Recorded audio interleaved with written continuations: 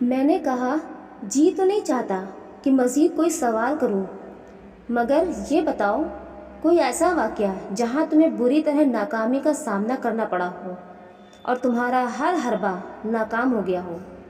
شیطان نے ایک ٹھنڈی سی آہ بھری اور کہا، یہ اس وقت کی بات ہے جب ابراہیم علیہ السلام کو اللہ تعالیٰ نے خواب میں دکھایا کہ وہ اپنے بیٹے اسماعیل علیہ السلام کو ذبح کر رہے ہیں۔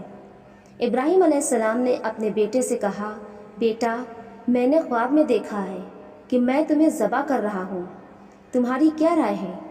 بیٹے نے جواب دیا، اے ابا جان وہی کیجیے جس کا آپ کو حکم دیا گیا ہے، اگر اللہ نے چاہا تو آپ مجھے ضرور صبر کرنے والوں میں سے پائیں گے۔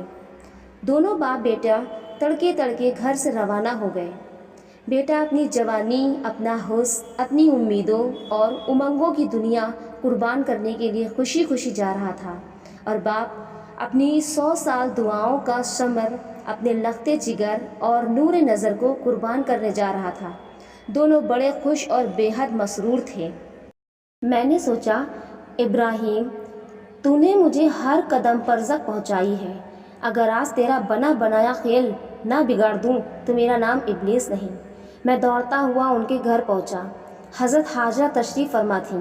میں نے پوچھا، میاں جی کہاں ہیں اور ننھا اسماعیل نظر نہیں آ رہا؟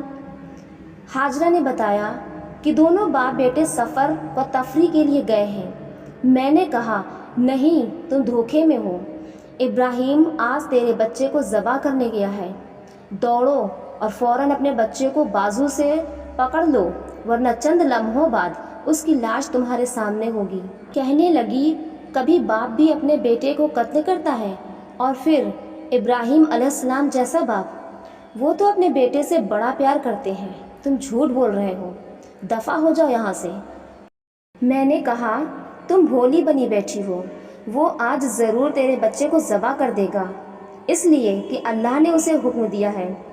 اللہ کا نام سنتے ہی حاجرہ نے کہا، اگر اللہ تعالیٰ کا حکم ہے تو مجھے کوئی اعتراض نہیں، یہ تو ایک اسماعیل ہے، اگر 1000 اسماعیل ہوں تب بھی اللہ سبحانہ تعالیٰ کے ایک اشارے پر قربان کر دوں۔ میں نے سوچا، ماں کا دل بڑا نرم ہوتا ہے، یہاں مجھے اپنی کامیابی کا 100% امید تھی، لیکن منہ کی کھا لی۔ میں نے ہمت نہ ہاری اور دوڑتا ہوا اسماعیل کے پاس پہنچا۔ وہاں سے بھی اسی قسم کا جواب ملا۔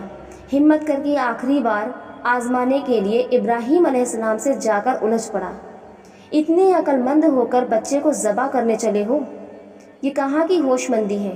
اللہ تعالیٰ کو راضی کرنے کے سینکڑوں طریقے ہیں۔ بڑھاپے میں ایک بچہ ملا ہے، وہ بھی اتنا حسین جسے دیکھ کر چاند بھی شرما جائے، ایسے خوبصورت بچے کو ذبح کرنے چلے ہو؟ تمہارا تو نام لینے والا کوئی نہیں رہے گا، تمہاری تو نسل ختم ہو جائے گی، خاندان مٹ جائے گا۔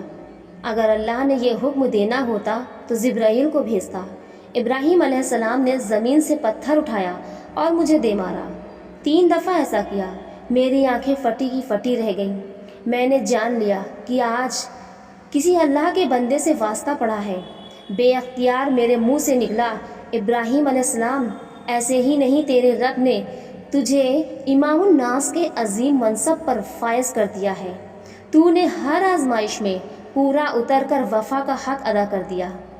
اب اسی واقعے کی سنت کے طور پر تم لوگ عید الاضحیٰ کے موقع پر لاکھوں کے تعداد میں اونٹ، گائے اور بکرے قربان کرتے ہو، مگر میں جانتا ہوں ان قربانیوں کے پیچھے کیا جذبہ کار فرما ہوتا ہے۔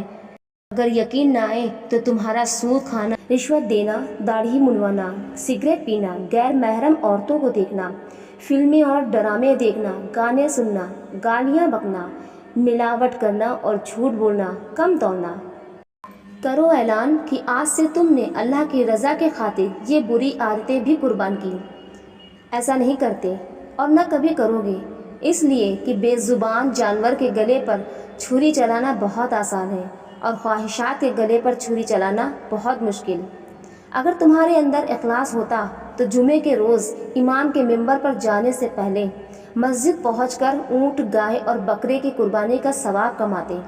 اس دن تمہاری تشریف آوری اس وقت ہوتی ہے جب مولوی بیچارہ بول بول کر تھک جاتا ہے اور فرشتے حاضری رجسٹر سمیٹ دیتے ہیں۔ ایمانداری سے بتانا، اس دن جلدی آ کر قربانی کا ثواب کیوں نہیں کماتے؟ مجھ سے پوچھو۔ اس لیے کہ یہ قربانی خوب سجا کر گلیوں میں نہیں پھرائی جاتی، اسے ہمسائے اور رشتہ دار دیکھ نہیں سکتے، ذبح کے وقت ویڈیو بنا کر واٹس ایپ اور فیس بک پر اپلوڈ نہیں کی جا سکتی۔ افسوس تمہارے بڑے میرے قابو نہ آ سکے، جو کہتے تھے نیکی کر دریا میں ڈال، اور اب تم لوگ نیکی کر موبائل میں ڈال۔